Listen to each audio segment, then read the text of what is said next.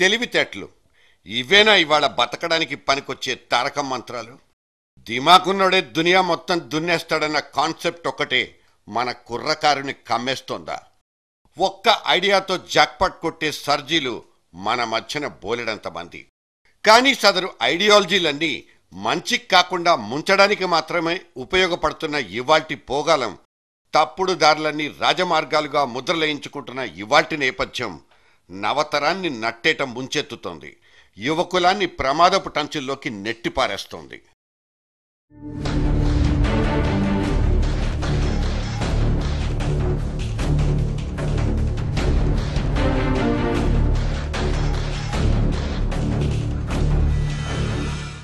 పెద్దల్ని కొట్టి పేదలకు పంచేదే రాబిన్హుడ్ థియరీ. దీనికి అటు ఇటు వందల కొద్ది సినిమాలొచ్చాయి. 70s బచ్చన్ సాబ్కి బ్రేక్ ఇచ్చిన మిస్టర్ నట్వర్లాల్ కూడా సరిగ్గా ఈ కోవకు చెందిందే. नटवर काला बाजारियों और स्मगलरों को लूटता और उस दौलत को गरीबों में बांट दिया करता था. సినిమా కథ మరియు కథనం సంగతి అటుంచితే, సినిమాకి సినిమాలో హీరోకి నట్వర్లాల్ అనే పేరు పెట్టిన నిర్మాత గారి ఇన్స్పిరేషన్ గురించే ఇక్కడ ప్రస్తావించుకోవాలి. ఎవరి నట్వర్లాల్? ఎందుకు వీళ్ళందరికీ స్ఫూర్తి ప్రదాతగా మారిపోయాడు? 1912లో సరిగ్గా 100 ఏళ్లకు ముందు బీహార్లోని ఓ కుగ్రామంలో పుట్టిన మిథిలేష్ కుమార్ శ్రీవాత్సవ ఉరఫ్ నట్వర్లాల్ నమ్మించి మోసగించే నయవంచకుడు.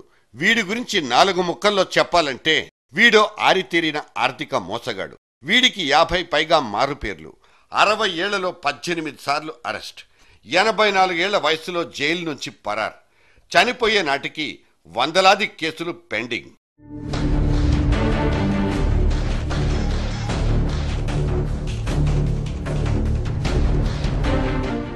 రాష్ట్రపతి బాబు రాజేంద్ర ప్రసాద్ సంతకాన్నే ఫోర్జరీ చేసినందుకు, తాజ్మహల్ని, పార్లమెంట్ బిల్డింగ్ను, చివరకు ఎర్రకోటను కూడా తనఖా పెట్టి లోన్లు తీసుకున్నందుకు, ధీరుభాయ్ అంబానీ దగ్గర సామాజిక కార్యకర్తనంటూ వేషం కట్టి కోట్ల కొద్దీ కొల్లగొట్టినందుకు ఈ నట్వర్లాల్ని మేధావుల జాబితాలో చేర్చేసుకోవచ్చు.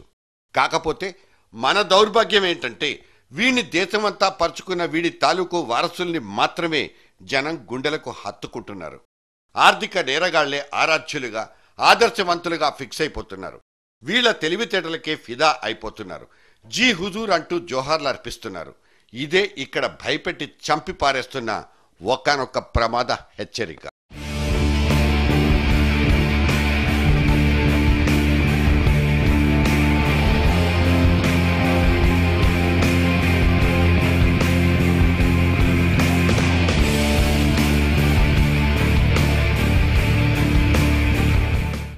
జనంలో ఓ గ్రూప్ రాజకీయాలంటే అంటరాని వంటూ దూరం జరిగేస్తుంటే, ఇవే రాజకీయాలకు ఎడిక్ట్ అయిపోయే పర్సంటేజ్ కూడా ఇండియాలో ఎక్కువేనన్నది తాజా తాజా సర్వేలు చెప్తున్న మాట. కానీ పొలోమని రాజకీయాల్లోకి ఎంట్రీ ఇచ్చుకునే కుర్రకారు మొత్తం ఈజీ మనీ మీద యావతోనే ముందుకెళ్తోందా? తెల్లారేసరికి కోట్లు కూడబెట్టుకోవచ్చని రుజువుపరిచే వరుస కుంభకోణాలే యువకుల్ని ఆ దారికి తెచ్చుకుంటున్నట్లా? ఇప్పటికే వ్యవస్థలన్నీ భ్రష్టు పట్టిపోయిన నేపథ్యంలో ఈ వేలం వెర్రి దేనికి దుస్సంకేతం? పాలిటిక్స్ ఒకటే కాదు, ఇవాళ చౌరస్తాలో నిలబడ్డ చాలా మంది యుక్త వయస్కులకు ఎటు చూసినా అడ్డదారులే కనిపించేది. జనరేషన్కి మధ్య తేడా కనిపించడం మామూలే. కానీ ఇవాల్టి తరం మాత్రం నిన్నటి తరానికి చాలా దూరంగా జరిగిపోతోంది. నడక నేర్పినంత ఈజీ కాదు నడత నేర్పడం అంటే. దానికి ఇవాల్టి సాదాసీదా అమ్మా నాన్నలు అస్సలు సరిపోరు.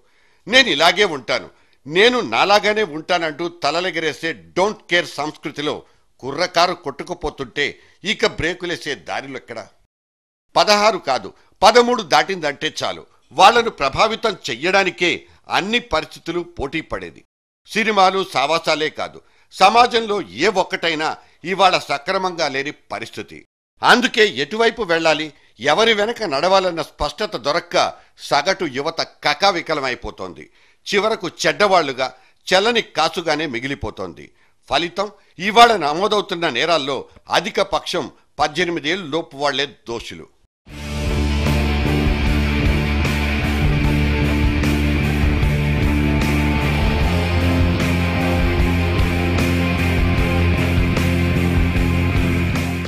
సర్కారుడు పుణ్యం కట్టుకోవడం వల్ల ఇవాళ ప్రతి మైనర్ రాజాకు ఒక ఆధార్ కార్డు ఉంది. రెడీమేడ్గా ఒక అడ్రస్ ప్రూఫ్ కూడా ఉంది. సిగరెట్ నుంచి సిమ్ కార్డ్ దాకా ఇవాళ అన్ని అంగట్లో సరుకులే. మరి మనవాడి టాక్ టైం మీద మనకెక్కడ కంట్రోల్ ఉంది? పిల్లల స్టడీ రూమ్లో సీసీ కెమెరా పెట్టుకున్నా మనకు దొరికిపోరు. వాడి కాలేజ్ బ్యాగ్ ఓపెన్ చేసి ఆకస్మిక తనిఖీ చేసుకునే కనీస ప్రాథమిక హక్కు కూడా ఇవాల్టి అమ్మా నాన్నలకు లేకుండా పోయింది. ఎందుకంటే ఇవాళ వీడికి సినిమా ఉంది, చేతిలో టీవీ రిమోట్ ఉంది, ఒక్క క్లిక్ దూరంలో కావాల్సినన్ని వెబ్సైట్లు కూడా ఉన్నాయి. జడలు విప్పుకుని కరాళ నృత్యం చేస్తున్న ఈ మాధ్యమాలన్నీ పనిగట్టుకుని మరీ వీడి జనరల్ నాలెడ్జిని పెంచేస్తుంటే ఏది ఎంతవరకు అవసరమన్న అడ్డుగీతలన్నీ ఇప్పుడు చెదిరిపోయాయి. ఇల్లు దాటి బయటికెళ్తే చాలు వీడి చుట్టూ అన్ని వర్గాల, అన్ని రకాల, అన్ని తరగతులకు చెందిన స్నేహితులు వీడి మెదడు లోపలికి జొరబడి పర్లేదు దూకేయి మేమున్నామంటూ మత్తుగా జోలపాట పాడేస్తారు. దాదాపు 84 కోట్ల మందికి ఇంకా 40 ఏళ్లు దాటలేదు. 60 కోట్ల మందికి ఇంకా 25 ఏళ్లైనా నిండలేదు. కానీ వీళ్ల తలరాతలు రాసే రాజకీయ నాయకులకు మాత్రం 65 ఏళ్లు దాటిపోయాయి. ఈ గ్యాప్ చెరిగిపోయేదాకా టీనేజ్ గ్రూప్ బలం పుంజుకునే ఛాన్సులే లేవు.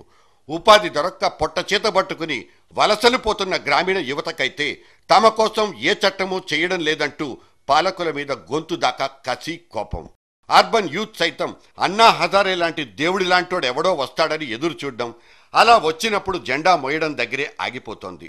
మాకు సామాజిక చైతన్యం ఉందంటూ ఏదో ఒక కాజ్ కోసం బయటకొచ్చి ఫ్లాష్ మాబ్ డాన్స్ చేయడం తప్పిస్తే నిర్మాణాత్మక నిరసనకు యూత్ దూరంగా ఉందనే చెప్పుకోవాలి. आजा आजा जिंद शामी आने के तले आजा जरी वाले नीले आसमाने के तले जय हो जय हो. ఆ రోజులకి ఇవాల్టి రోజులకు సామాజిక పరంగా, సాంకేతిక పరంగా టన్నుల కొద్దీ మార్పులు. ఆనకట్టలు తెంచుకుని గ్లోబు నిండా పరుచుకున్న ఇవాల్టి విజ్ఞాన ప్రపంచంలో యంగ్ తరంగం రాకెట్లా దూసుకెళ్తోంది. దానికి నిర్దిష్టమైన గమ్యం ఉందా లేదా అన్నది వేరే విషయం. మన బుర్రకు తోచిన ప్రతి అనుమానాల్ని చీల్చి చెండాడేస్తున్నాడు వాడు. వికీపీడియాలో చదువుకుంటున్నాడు, ఫేస్బుక్లో పంచుకుంటున్నాడు. సో టెక్స్ట్ బుక్స్ మారిపోయాయి. ఇక్కడ తప్పు వాళ్ళది కాదు, వాళ్లకున్న నాలెడ్జ్ది.